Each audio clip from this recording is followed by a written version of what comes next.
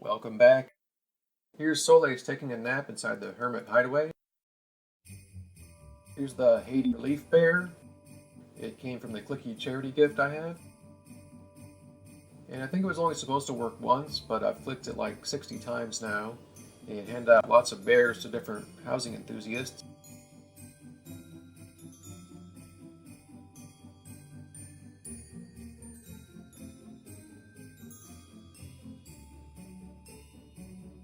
Here's one of those doors to nowhere. I don't think this one works.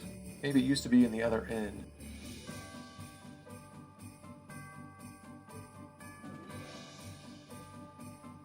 Since this is the Hermit's Hideaway, the inside textures of the house are dragon themed, as you can see by the lava lamps here.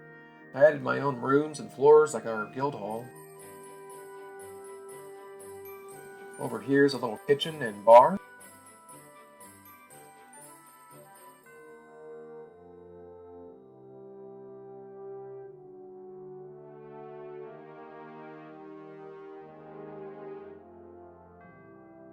Up here's a little meeting room we used to have guild meetings in. Here's a little library.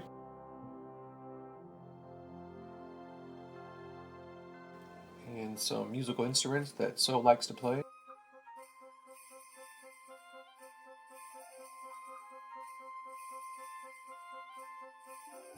And a lovely dragon insignia on the door.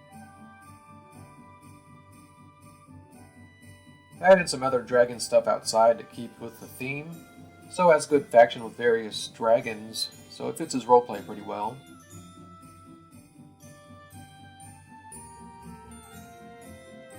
Over here is his fishing gear. And a table with an ice cream bucket.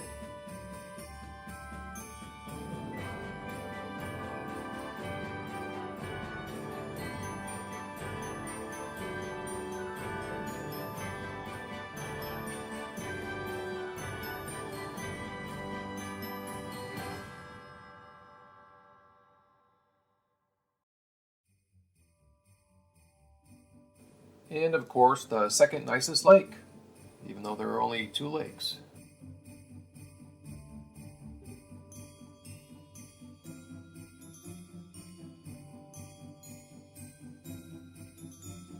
I always like the little flower field here in the middle of the park.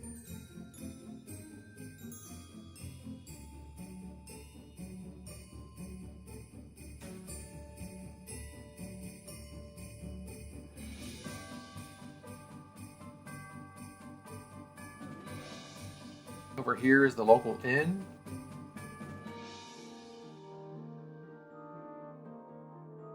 It's a tiny floating island with an airship parked above So's house. I'll stop by there shortly. Here's some leftover Christmas decorations, just in time for this year. And let's check out the inn.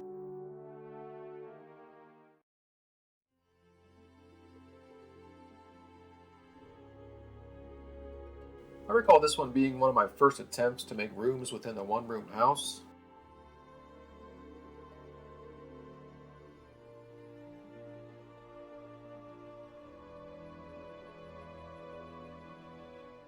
It's not as fancy as the Forest Inn.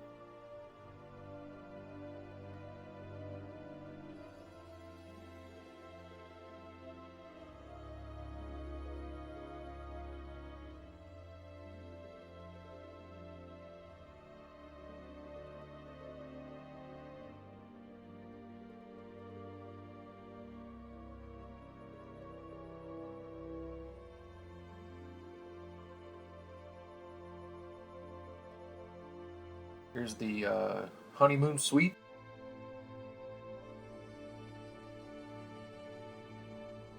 Probably had a door to nowhere here once, but I guess I moved that to my main house.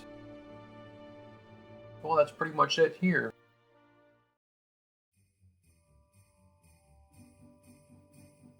Next door is Raysile's house.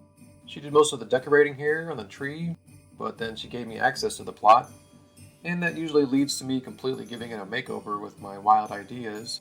And because the rent is unlimited, it's here forever, which makes the whole concept of rent pretty pointless. Let's check out the inside. So I used to think this was a neat, unique interior. It's still pretty cool, but I later found out it was just one of the rooms from the Eventil zone, and they pretty much just cut and pasted it from that zone into the housing zone. And that cost you about 40 more bucks on the collector's edition.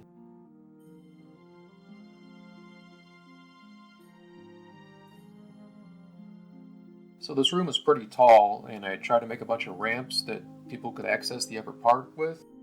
It's kind of tricky to navigate, but certain tree leaves have different properties whether it's outside or inside, and these certain leaves, if you place them inside, you can walk on them.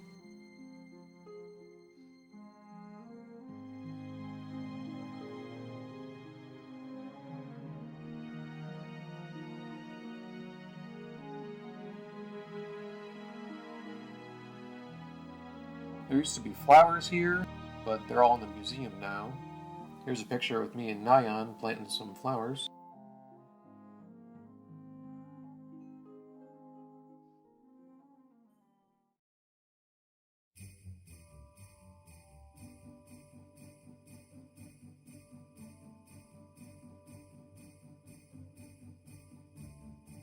Hidden back here is a ramp to the top of the tree.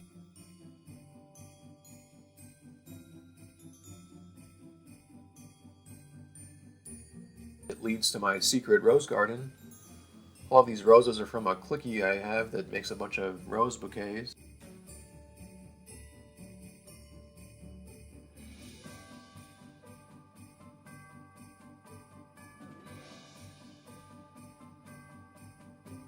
You can see below there are purple flowers. I jokingly call them hover lilies, and they help the foliage float up here.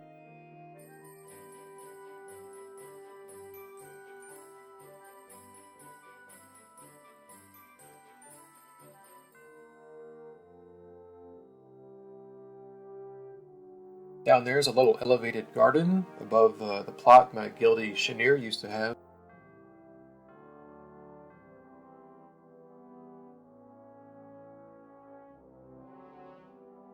And over here, above the inn, is some ruins atop the floating garden.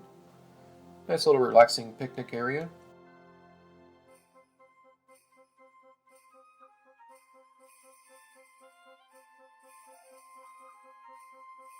Next to that is So's little airship, anchored to a small floating island.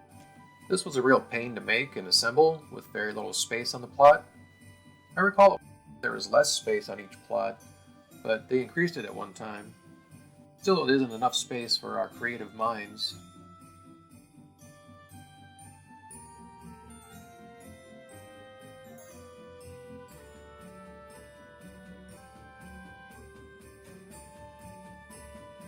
Here's a picture of Raysile visiting the airship.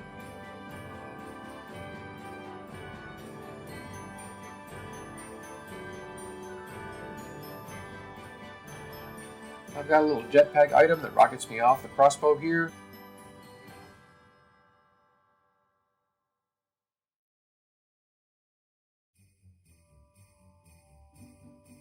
I guess that didn't work so well. Oh well, so that's Elite Park, the first area I started housing in.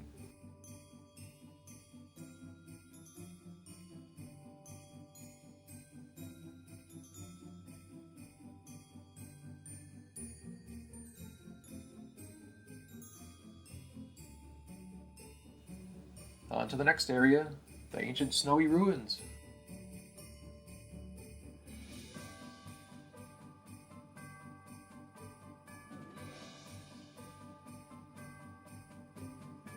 Here I've taken over most of the plots, but a few other people have added things in.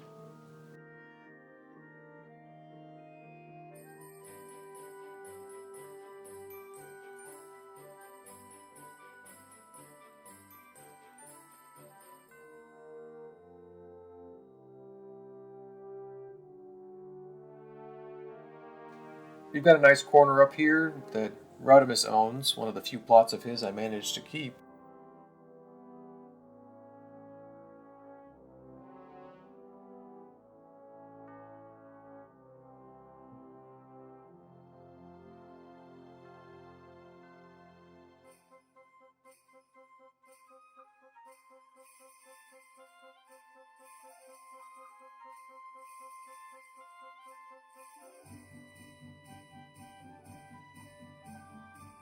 Nice view from up here.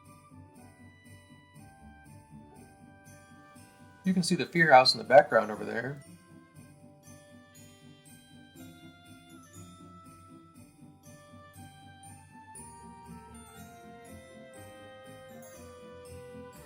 And a little couple suite over here.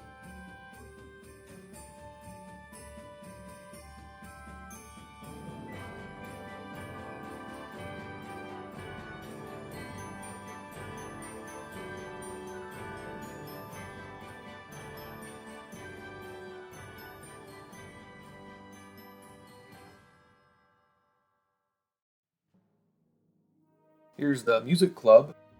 There's a very lovely blue theme here and some amazing details.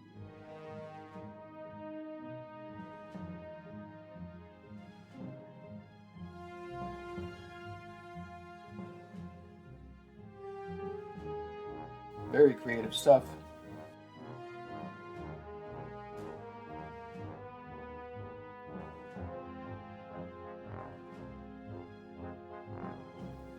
It's really cool to see what kinds of things people think of when decorating their plots.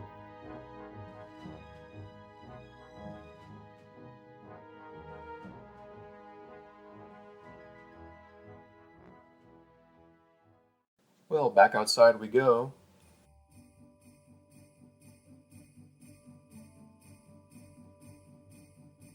So in this area I kept up with the lore and I have some ancient Karen ruins.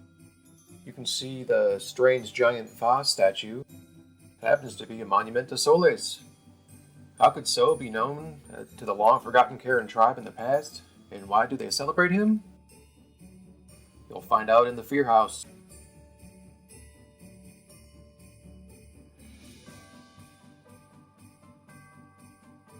On the left, you'll see a pyramid I made.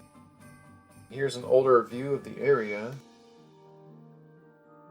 Here's a nice road through the 3 plots. Kind of reminds me of ancient Roman highways. It leads to the cursed land where the Fear House was spreading terror.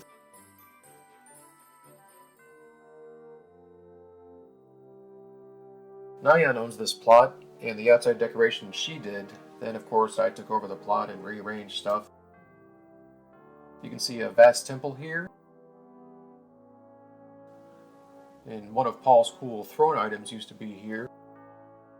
So the story for anyone doing the Fear House is that they are viewing the legend. Tsolaes was the first one to go back in time, but players can take his place and enjoy the experience as well. So how did So originally time travel hundreds of years into the past? Well, in his original separate storyline, he was launched into the future and saw what happened to Lucklin. It blew up. Then he came back to his normal time and warned everybody. But then it sort of made him unstuck in time, where he would kind of leap around randomly once in a while, and hopefully he would leap home. So at some point, he randomly fell back in time to Spruce Bridge Hollows, and this whole Fear House storyline started. So let's head on in, and I'll see you for the Fear House experience in Part 4.